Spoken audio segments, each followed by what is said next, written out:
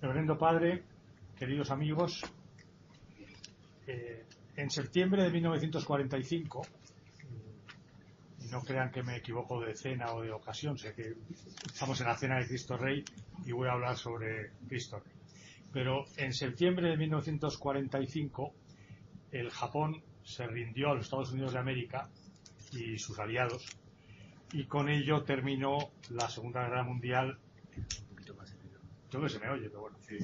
También en el Pacífico. Pero un puñado de soldados japoneses, la mayor parte de ellos aisladamente, cada uno por su lado, quedaron emboscados en las islas de Filipinas y en otras islas del Pacífico, y durante muchos años, algunos de ellos durante casi 30 años, los últimos fueron rescatados en 1974, los dos últimos, continuaron sin aceptar la rendición, hostigando incluso ocasionalmente al ejército y a la policía en aquellos lugares, porque por lealtad al emperador, porque no habían recibido órdenes directas de sus superiores de rendición, porque creían que el imperio japonés no podía ser nunca derrotado, no se consideraban autorizados a rendirse. Al principio, cuando eran muchos, se lanzaron mensajes o cabillas desde los aviones sobre ellos, se les conminó a rendirse por la radio, por altavoces dirigidos a la selva, pero no hicieron caso, consideraban que aquellos mensajes eran artimañas del enemigo y, como he dicho, muchos de ellos resistieron casi 30 años. Se les llama los soldados rezagados o los japoneses rezagados de una guerra perdida. Nosotros en estas cenas seguimos afirmando que Cristo es Rey de las almas, Rey de las familias, pero también Rey de las naciones. Seguimos afirmando, iba a decir año tras año, que los gobernantes tienen el deber de someter las leyes civiles a las leyes divinas, tanto a la ley divina natural como a las leyes divinas positivas. Adherir políticamente a la única religión verdadera, con exclusión de las falsas religiones del mundo. Seguimos afirmando, pues, el reinado social de Jesucristo.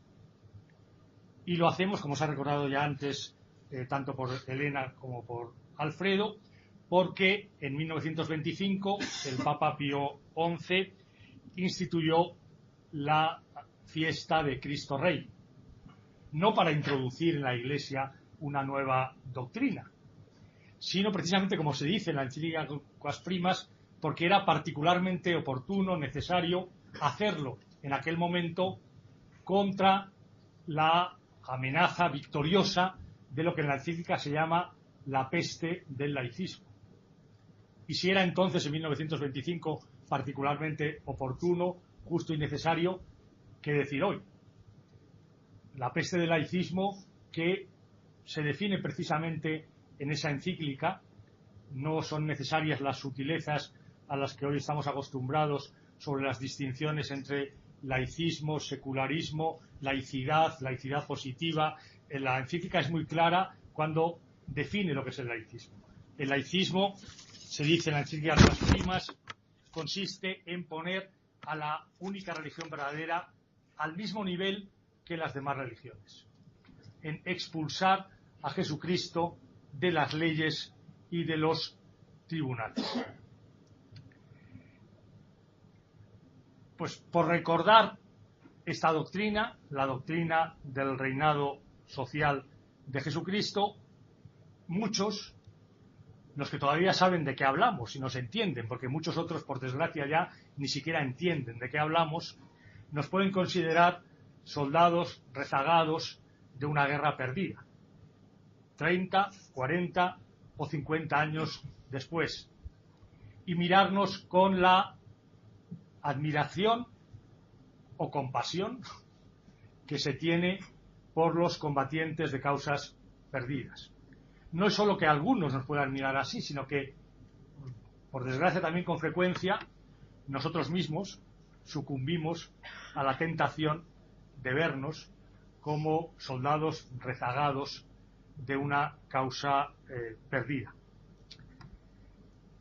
Es cierto que, bajo cierto aspecto, en cierto sentido, nuestra posición se puede ver como incluso más fuera de razón que la posición de aquellos soldados japoneses emboscados en la selva. Bajo cierto aspecto, porque si ellos alegaban que no habían recibido órdenes directas de sus superiores de cesar en el combate, podría decirse, en cierto sentido, que nosotros sí hemos recibido esas órdenes directas de cesar en el combate. Llevamos muchos años sin que por nuestros superiores se recuerde, se predique sobre la doctrina de Cristo, Rey de las Naciones. Un silencio atronador. Sobre Cristo, Rey de las almas, Rey de las familias, sí, se habla mucho.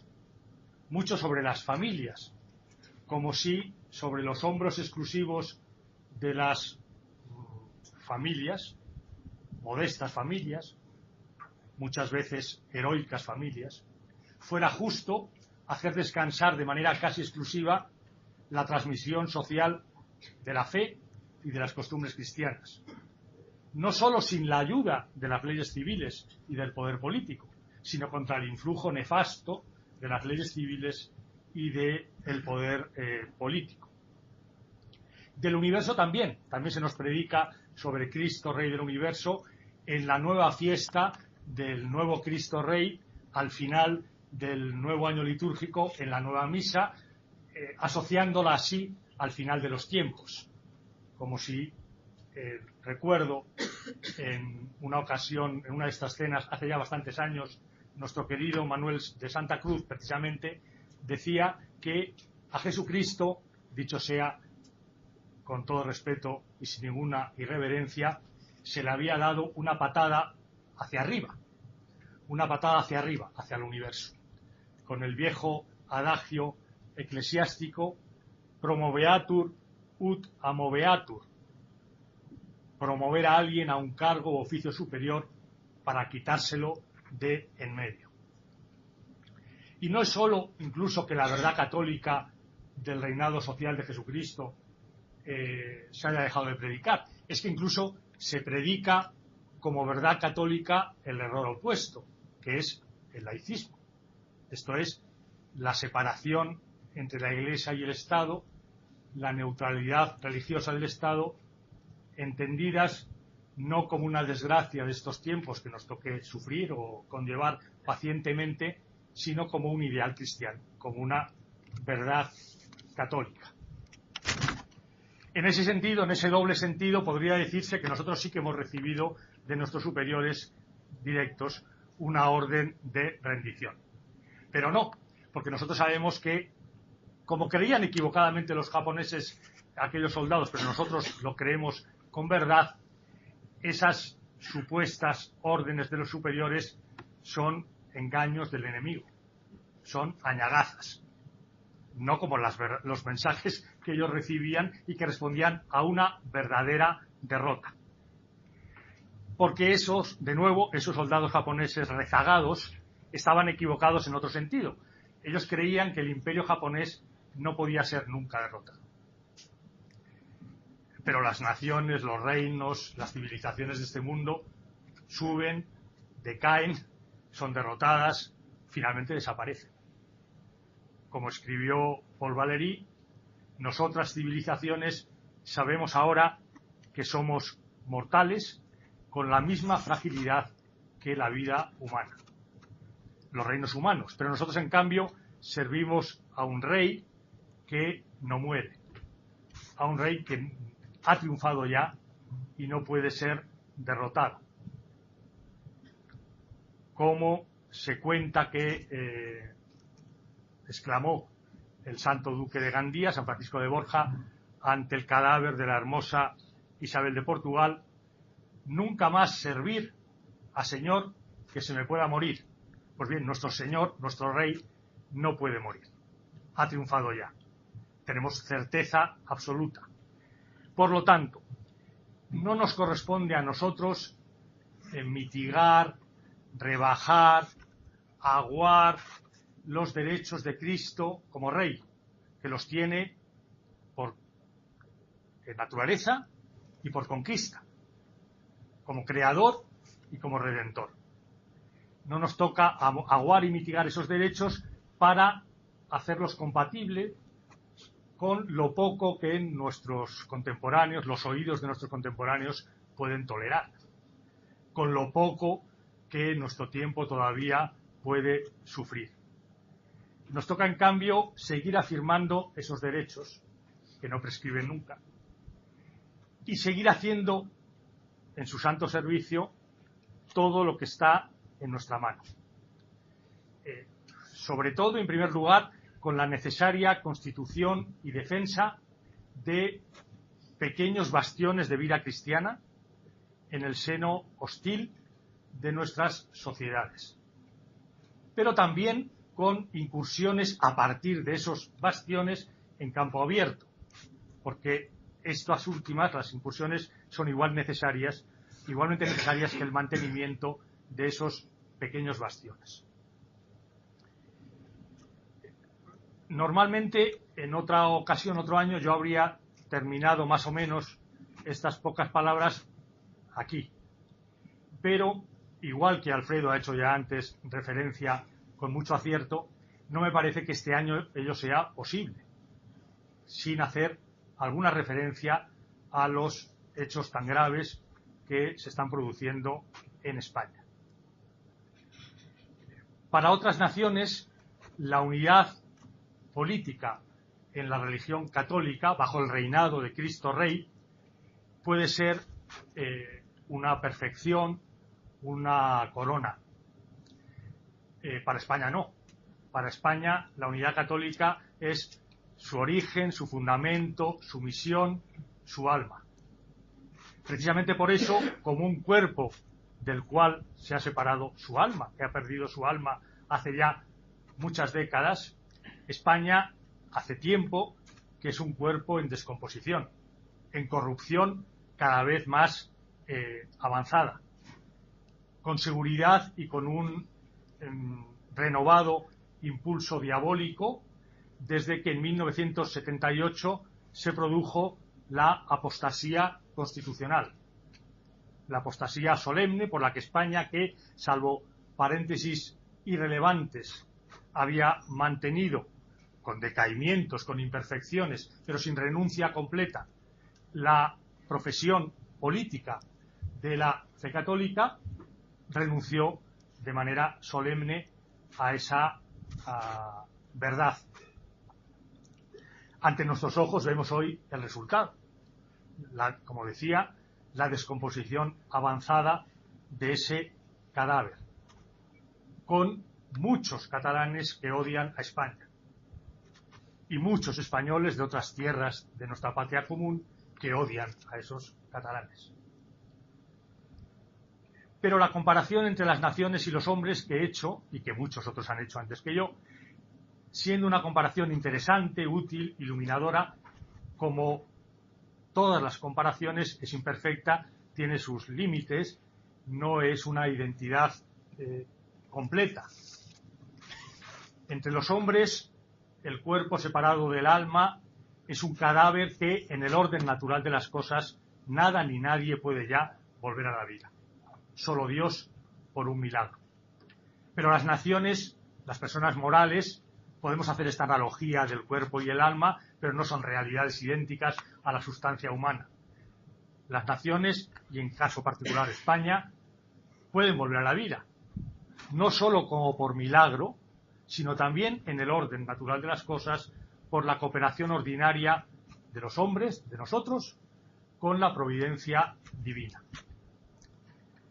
Como también ha mencionado ya Alfredo, hemos presenciado en las últimas semanas un cierto renacimiento de un cierto patriotismo incompleto, imperfecto, desorientado, pero valioso.